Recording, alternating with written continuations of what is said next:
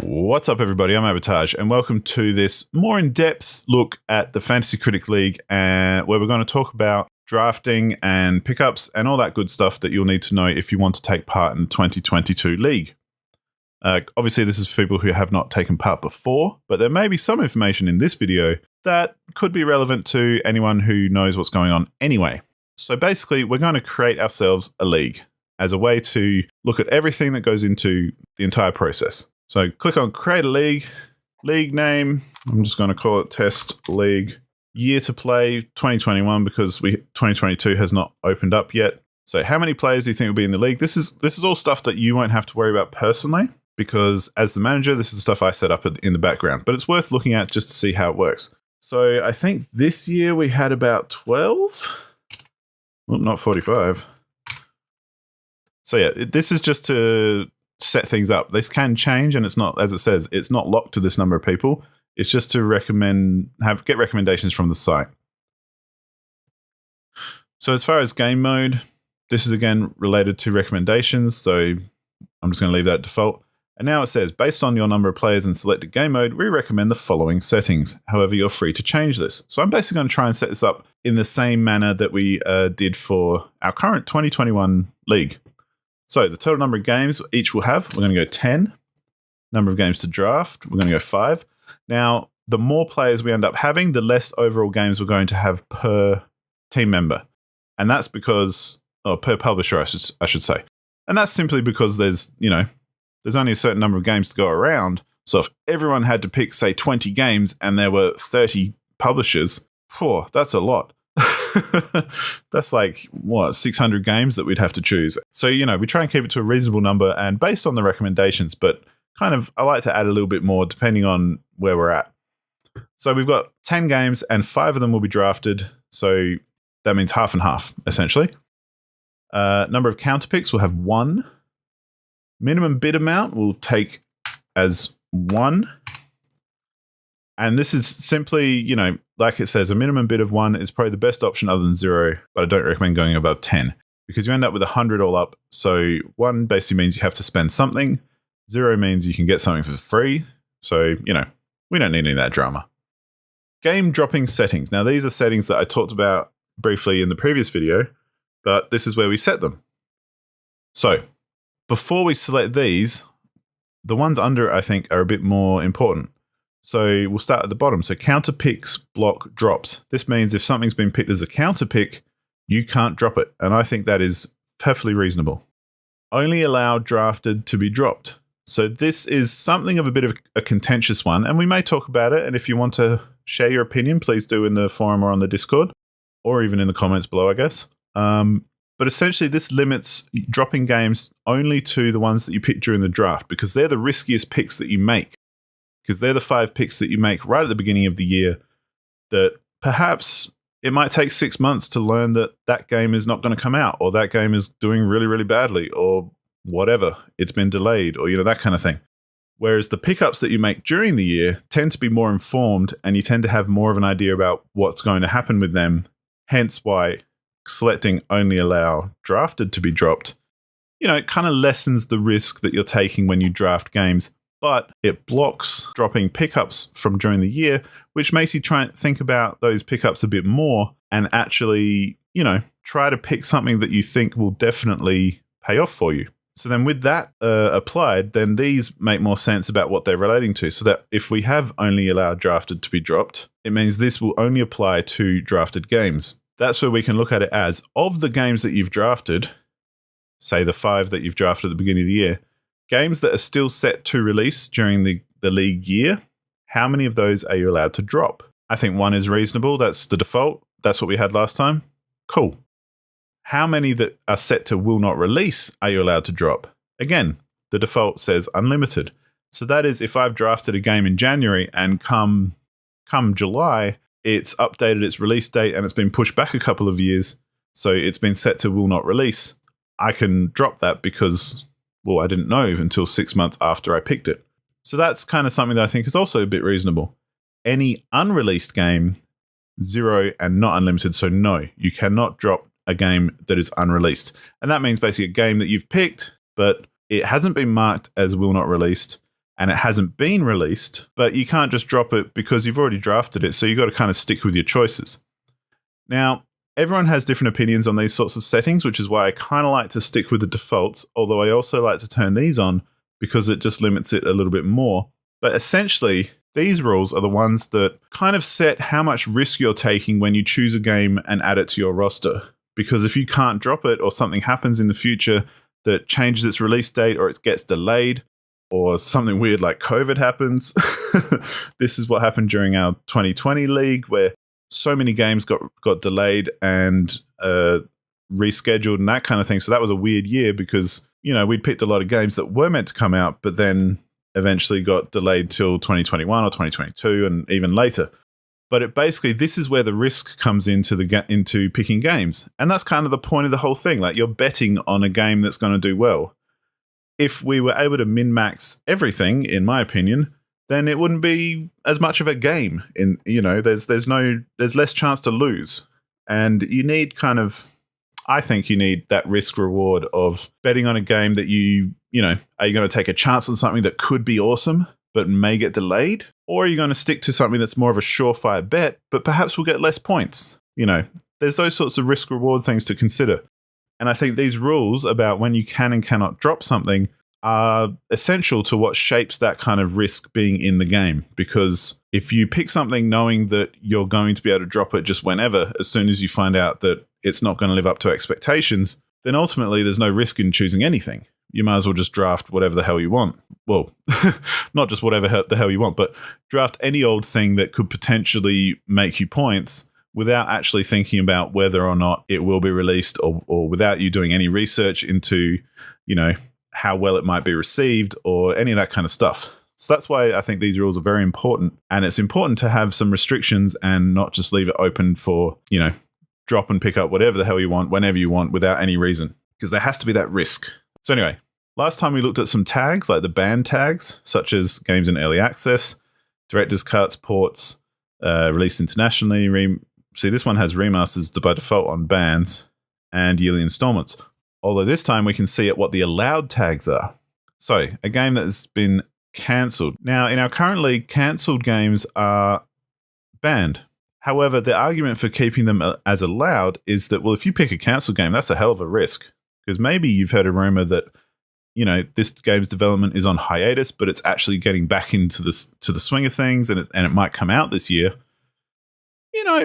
I think maybe that should stay in allowed anyway, because it makes it a very risky choice if you choose a cancelled game anyway. So it doesn't help you out at all. Expansion packs, I think, they're just smaller games. And the reason to not have expansion packs is that they often don't get scored. And not getting scored is almost as problematic as something that won't release. Because if you don't get a score, you're not going to get points, and it's kind of pointless. So I think having expansion packs banned like we do in 2021 is a good shout, because it just prevents it prevents waiting for scores all year and then having to do a lot of manual adjustments, basically. Because a lot of expansion packs don't get scored. They might get reviewed or talked about, but they're not as important for outlets to score as obviously the big releases are. Free to play, fine. Just because it's free doesn't mean you can't get a good score. A new game, obviously. You want to allow new games because they're new. Planned for early access. So this, again, is allowed, but it is quite risky. It's different to currently in early access, because obviously something that's currently in early access is already out. You already know how well it's doing. You already know kind of how it's going on schedule for release date, that sort of thing. A lot of reviews may have already happened for currently in early access. However, planned for early access means that it's releasing during the league year, but it's releasing into early access. So it's not a full release, it's just an early access release.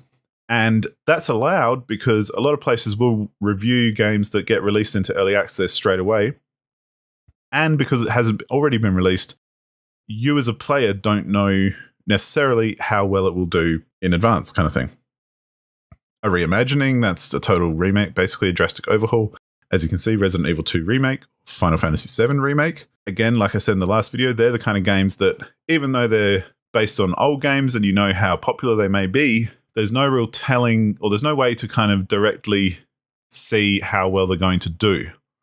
As opposed to a port, which to use the example from last time, Doom 2016 was going to probably get a good score on Switch, hardware notwithstanding. But the game itself, we know, is a successful game with a high-scoring game, so the chances are it's still going to score high. The other thing of why ports shouldn't have been banned is because even though it's getting ported to Switch, and even though we know it would probably get a high score, often ports don't get scored. So the score for Doom 2016 would be based on its initial release, and then maybe there'd be a single category for the Switch release, but chances are you're still going to only get that original score. Whereas reimaginings and total remakes, like this one says Tony Hawk's Pro Skater 1 and 2, Spyro Reignited, that sort of thing, these games, even though you can kind of look at the original and say, oh, that was a popular franchise, it doesn't guarantee that these reimaginings and remakes are going to be successful, because we've all seen remakes and stuff. Classic example is the GTA trilogy that just recently got released. My God, has it bombed as far as reception. An unannounced game. So this is a game like sometimes when you're picking games, you might see in the list of games that are available, unannounced Assassin's Creed game. That was one that I picked in 2020, which ended up being Valhalla. But during the draft and at the beginning of the year, the only thing we knew about the Assassin's Creed game for 2020 was that there would possibly be an Assassin's Creed game. Didn't know the name, didn't know the release date, didn't know anything like that. So for games like that where they're rumored to come out, often it's sequels or games that are in a series or that sort of thing, like it might be the next Far Cry game or, that kind of thing. It will be listed as unannounced, which means it's just a rumor. There's no official word about whether it's coming out and what it's called, that kind of thing. But you can still draft it because then you can put it in your roster, and that's a real gamble saying, I reckon this game is going to come out, and I also reckon that it's going to do well. So when I picked Assassin's Creed Valhalla, all I picked was the unannounced Assassin's Creed game for 2020, and then throughout the year, obviously, that got updated to Valhalla, and it got a release date, and then it came out, and I think it did pretty well. So that was a good gamble in that regard. A VR port. Now, this is a bit of an odd one, simply because it's very limited, which is kind of why it's left in here anyway, because it's a VR game that was originally a non-VR game, or vice versa. So basically, it's something that's going from either a regular console or desktop or /PC game into a VR system, or it's getting ported from a VR system to, your regular desktop computer or console, that sort of thing. Examples here are like Doom 3 VR Edition or Skyrim VR. The reason this is left in is because these VR versions often get their own reviews and they often get their own scores, so it's worth having as its own entity. Plus, it being in VR is a much bigger disparity between ports than, say, Doom going to the Switch. A game going from like Doom 3 VR Edition, like going from PC Doom 3 to VR Doom 3, that's quite a different game, even though it's the same. Will release internationally first. So as opposed to released internationally, it may release internationally before North America. Now, this is a North American site, so it is based on North American release dates. Fair enough, whatever. Released internationally means it's already released at the time that you pick it. Will released internationally means it's not released, but it may release in Japan and then a few months later release in North America or something to that effect. So the point is that this one has already been released, so you can already get a gauge on how well it will do. This one it hasn't been released anywhere, but it's going to release somewhere else first. So that's okay because, well, you don't know, do you? Because it hasn't been released anywhere yet.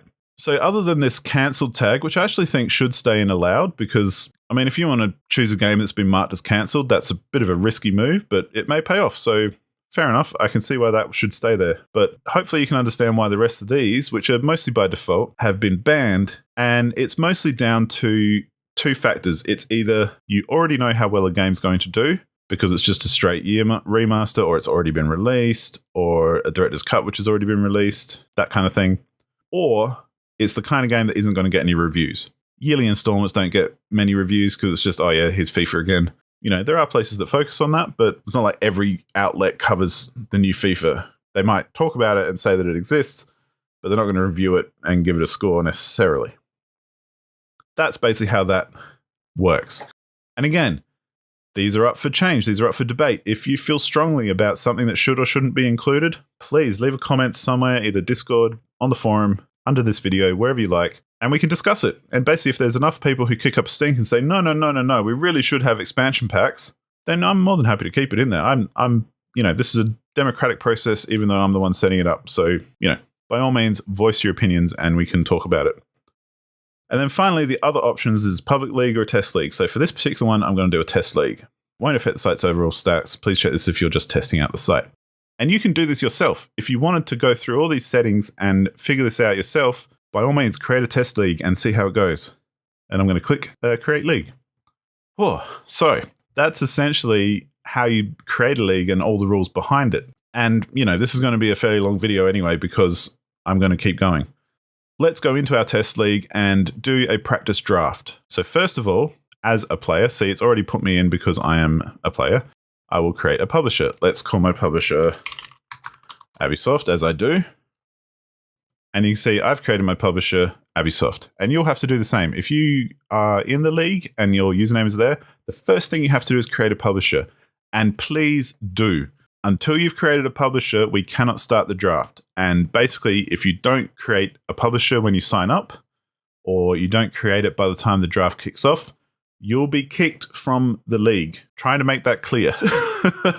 Because of time zones, because sometimes people sign up and then disappear, or have, other priorities that crop up and that sort of thing, and that's fine. If you don't create your publisher, either I will create it for you as the manager because I'm able to do that, or if you haven't done it yourself, you'll get kicked out of the league because we can't start the draft until everyone has created a publisher. I hope that's clear. And you can see the year is not active yet, so you need to have at least 2 players in the league. Okay, so after a little faffing about, I realized I had to create another account in order to kick off a league. I thought the test league, you could just do it with a dummy account, but unfortunately you do have to do it with real accounts.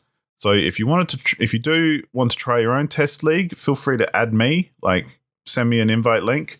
When you create the league, you can go to invite a player and you can copy your invite link, or you can send it to a particular email address or display name. But if you are trying to test out leagues and find out more for yourself and you want another player in here so that you can actually, then by all means hit me up on Discord or the forum, and I'll be more than happy to enter your league, your test league, and go through the motions with you to be able to see what's happening. Okay, so now that I have this set up though with another account, let's start drafting. And essentially this will show us what is happening for the draft. So warning, once you start drafting, you can no longer add or remove players when the draft is locked in. However, if you need to, you can reset the draft by pressing the reset draft, and this will let you change your players and settings again. But that essentially means the draft will start over again. So now, the draft is in progress. It is my turn to draft. And you can see I'm highlighted here as Abisoft. So when it's your turn to draft, you come into your Fantasy Critic League here. And on the left, under Player Actions, you'll have Draft Game, Watchlist, Set Auto Draft, and Change Publisher Name. Change Publisher Name is fairly straightforward. You can just change your name. Watchlist may be something you want to look at. And this is essentially where we start looking at the database of games that are available to choose.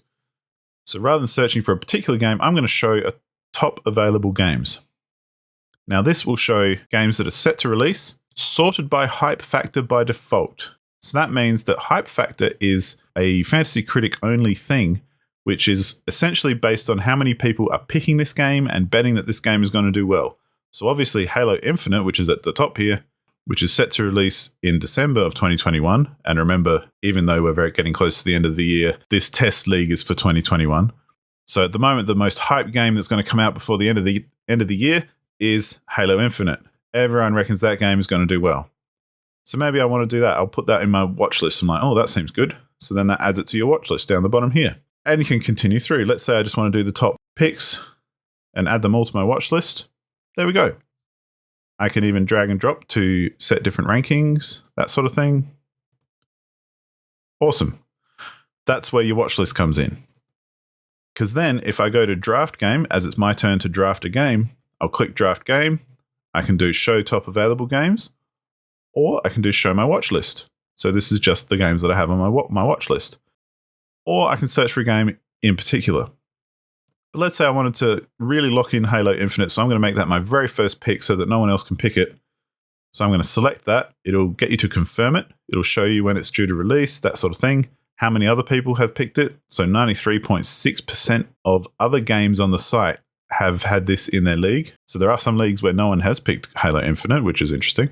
35% of people have counter-picked it, so they're betting that it's not going to do well. And the average time it gets drafted is about 21 on the draft. Now, remember, again, this is for 2021, so those numbers will be a bit different at the beginning of next year for the 2022 league, whereas, we're almost in the last month of the year, so the hype factor of this would be different based on back in January this year. So anyway, let's draft that game. And as the website updates, you can see now Ubisoft has Halo Infinite drafted as their first game, and it's sitting there ready to go.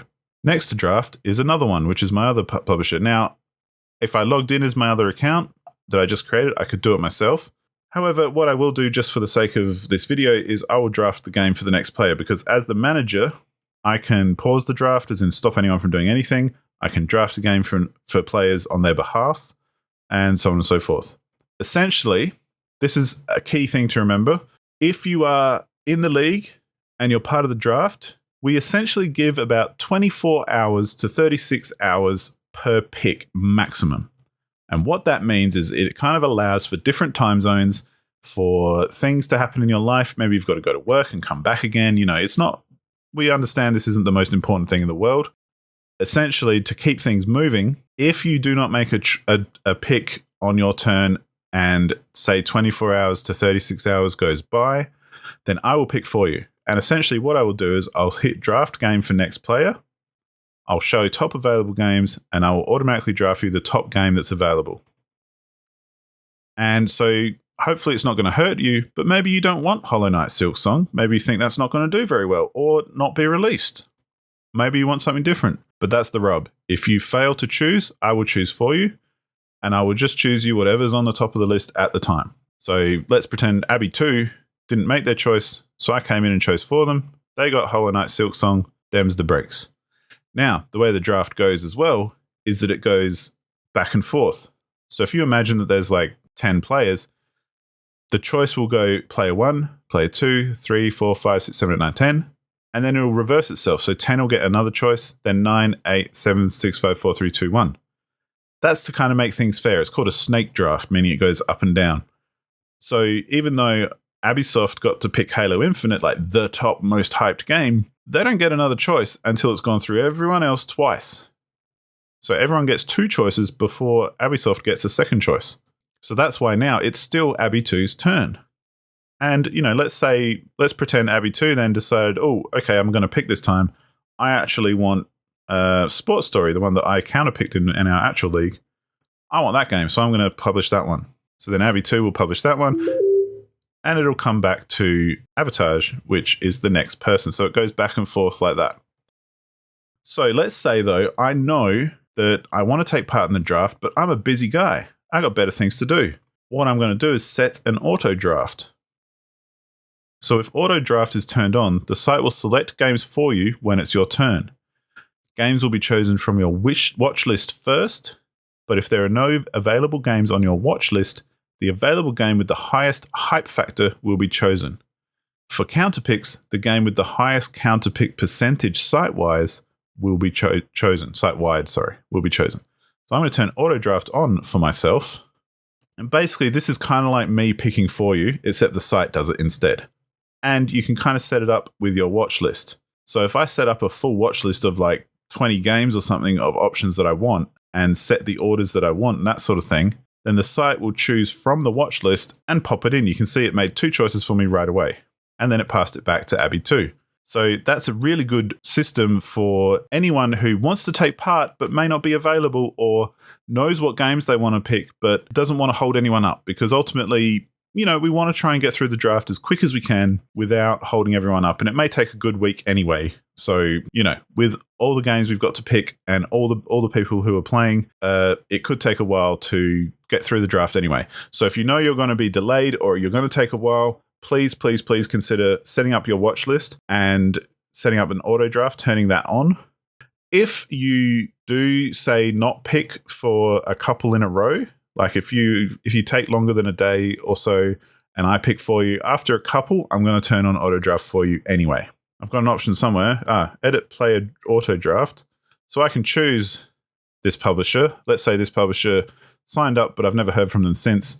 I'm going to turn auto draft on for them just because I don't want to have to deal with it. And we don't want to wait 24 hours every single time someone isn't around. So yeah, let's have some auto draft, please. I don't know why it didn't continue that. I think maybe because my watch list ran out. So that might be something to remember, is if you do have a watch list set up, it will only go to the end of your watch list and then auto draft will turn off. So please ensure that your watch list is either long enough to cover your draft, thinking that other people are probably going to pick these games as well, or just let the site pick the games for you by not having a watch list at all. So that has filled out our rosters. We've done the 5 games in the draft. And this is the most important part, as I said, because this is the part where you have to be around, you have to be available so you can either turn on your auto draft or pick the games that you want to pick, and we can get through this nice and quick so that the league can then get underway. So now the league's underway. You don't have to do anything else if you don't want to. You can see games that are upcoming. These are all due to release soon. You can see who's published them. You can see, oh, that's a counter pick. That might be exciting. And you've got our leaderboard here of our 2 players in this particular league. So how do we add to our roster? Well, we've got spare slots here. So let's say I want to add some games to here that are not in the draft. Under my player actions, I can go make a bid.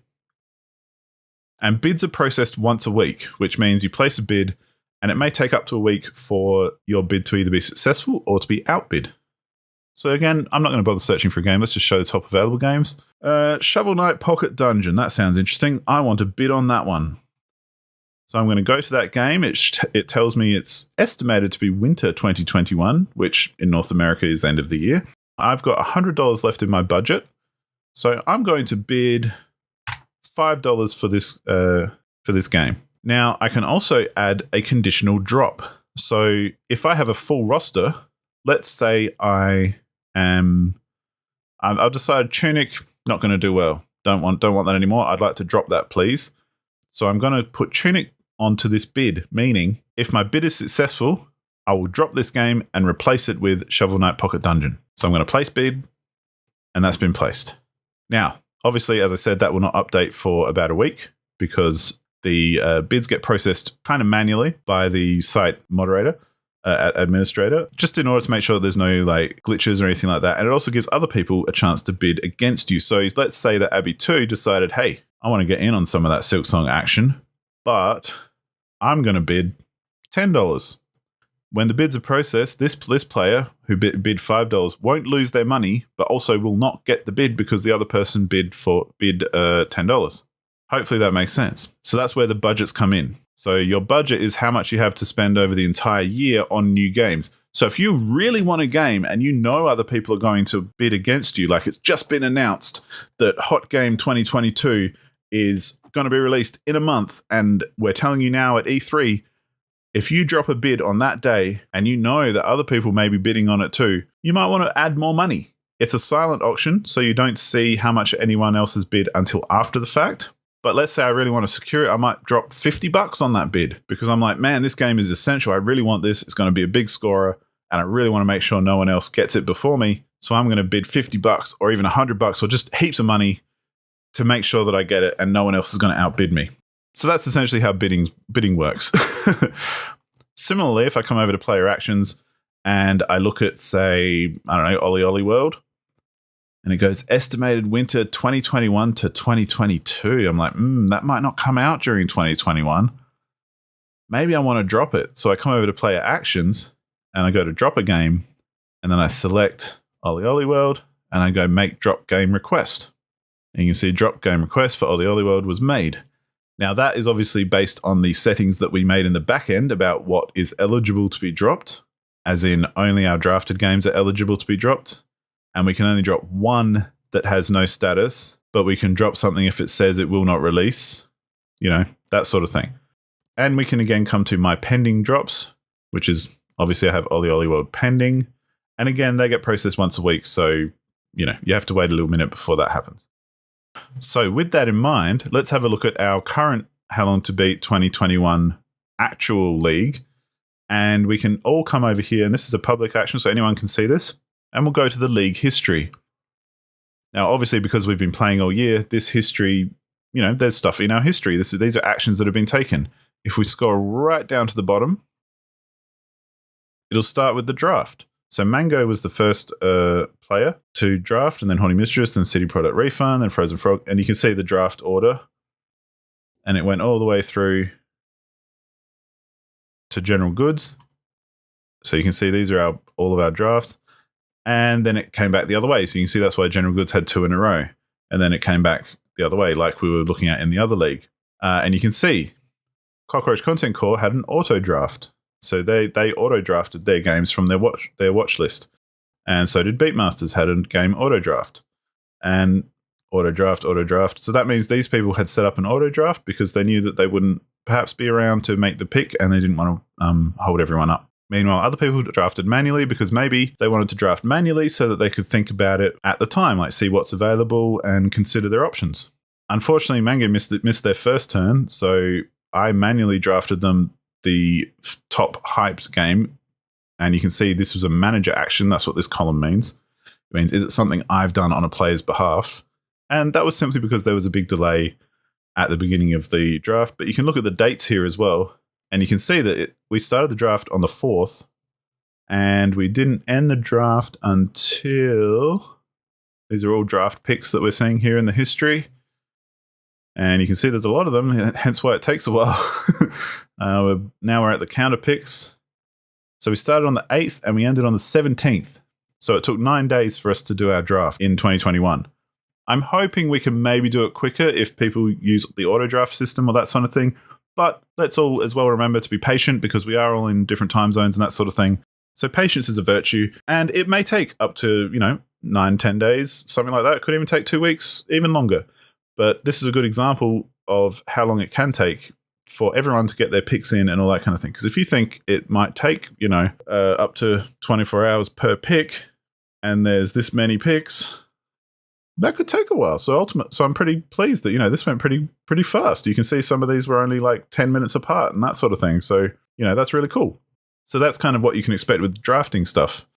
But if we go further up, you can see the action type pickup successful. This means that Horny Mistress bid for the game Sherlock Holmes Chapter 1, and they bid $25, which is pretty high, but we're going towards the end of the year, so, time to blow the money. So they selected Sherlock Holmes Chapter 1 to bid on. They said, I'll bid $25, and they managed to successfully acquire it because you can see pickup successful. So Horny Mistress added to their roster. If we go back and look at their roster, where are we? You can see down here Sherlock Holmes Chapter 1, and it earned them 4 points. So, that was a good last-minute pickup, especially considering all these will not release games, and because they're not drafts, they can't be dropped. So, Horny Mistress might not have been doing the best points-wise, but, this last pickup gave them a little bit of a boost. So that was pretty cool. Now, let's go back to the history, and we'll scroll down. You can see there's lots of pickups successful. These are all people bidding on games. Like, on this one, Ashmasters on September 5th, acquired the game Windjammers 2, which cost them a bid of $5. Awesome. Drop successful. Ashmasters on September 5th. Ashmasters did a lot on September 5th. Dropped the game Horizon Forbidden West. All right, successfully dropped. They don't have to have that in their roster anymore because they managed to drop it. Eligibility setting change. Now, this was a manager action, and things like this will always be recorded in the history. So, if you're worried about me fiddling with things in the background, it all gets recorded here. So you can't, it's open to everybody to see. And this was basically, we looked at Buster Fellows as a game and we discussed it as a group. And initially it wasn't eligible because it was released overseas. But when, I think it's Pokempaw, when Pokempaw added it to their roster, it hadn't been released, but then it changed its status between then and when it was released, because it got released slightly earlier internationally or something like that. I can't quite remember. But basically, we discussed it, so I went in manually and said that, okay, no, this game is eligible because everyone who is playing has decided it's okay. So that's the kind of thing. Like, I basically, as the manager, have control over everything, and I can edit eligibility, and I can even edit scores, all that kind of stuff, if we discuss it and decide that it's worthwhile doing and, everyone agrees. Similarly, you can see here pickup failed. So on June 20th, General Goods tried to acquire the game WarioWare, Get It Together, by bidding $10, but they were actually failed because their publisher was outbid. And if we go down a couple, you can see that Mango on June 20th successfully acquired WarriorWare Get It Together because they bid $66. Even though General Goods bid 10, they were outbid by Mango's 66. And there's a bunch of those throughout. Here's another failed one. This is where Mango failed to get Lost Judgment. And I think I picked up Lost Judgment if I remember correctly. Yes, I bid $50 for Lost Judgment because I was like, I want that one. And I had the budget to spend. So I outbid Mango and I got Lost Judgment. And, all of that is in the history here. Again, I recommend you go have a look if you're interested. Otherwise, hopefully that will give you a bit of an overview about what's happening in the back end. Now, in order to not make this go forever, I know this is a long video anyway, but hopefully it's informative and will clear up a few things. The final thing we can look at is, again, the budget here. You can see this is everybody's budget for our current year. So you can see like Frozen Frog has spent all of their money. So even if they wanted to pick something up, they've got no money to spend, so they can't. I have $37 left.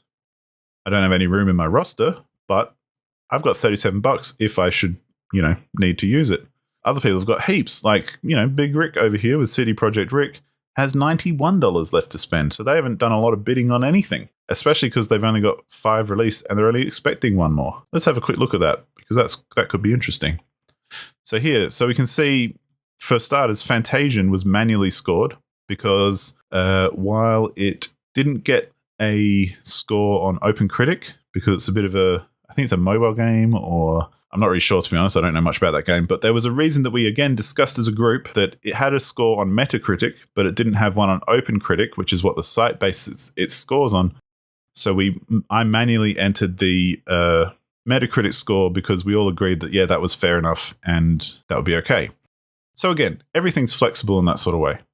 However, we can see for Rick's list here, he's got a will not release, a will not release, and a will not release. So there's only one that may still come out, which I believe is this one, Season, which is a TBA. And then he's also got a spare slot here as well. So he could add another one before the end of the year, if he so chooses. And you can see, as we look through everyone's roster, like a lot of them are quite full, but some of them have still some empty slots. And, this could be any reason. This could be maybe there's nothing to bid for. Maybe they don't want to make any more risks. Maybe they don't want to play anymore. Once they're in, that's fine. You don't have to add anything if you don't want to. Yeah, there's a whole number of reasons for that sort of stuff. You can see, poor Fake Entity here with all these will not releases. Yeah, they really got boned this year. Whereas you can see if we look at our reigning champion, our potentially new champion, the leader of the board all year, they earned a big fall from their counter pick where they got a big 14 points, which really helped push them ahead. But most of their games have released and they all at least scored 1 point, but most of them scored, in double digits, which is why Alex has done so well this year. Whereas you can see other people like, our reigning champion Pokepaw has lost 11 points on Boldo the Guardian Owls, which is a bit of a hit. And the others have kind of been a bit here and there. There's one will not release. There's one empty slot still. Their counter pick didn't earn them any points either because Elden Ring will not release this year. So, there's all this stuff to look at. And I highly encourage you to look at the site, look at our current league, all that kind of thing. The links will be, wherever you found this video, there'll be a link to this page. And yeah, hopefully, as long as this video has been, and I apologize, but I wanted to just get it all done in this video and then leave it for you to explore and ask questions yourself. So hopefully this will give you a good enough overview about what to expect during the draft. The key things to remember with the draft is that it will take place in the first week of January 2022. So you have to sign up before then, and you have to be available to at least set up your watch list and or your auto draft so that if you're not going to be around, games will get picked for you and you won't have me picking them for you, essentially.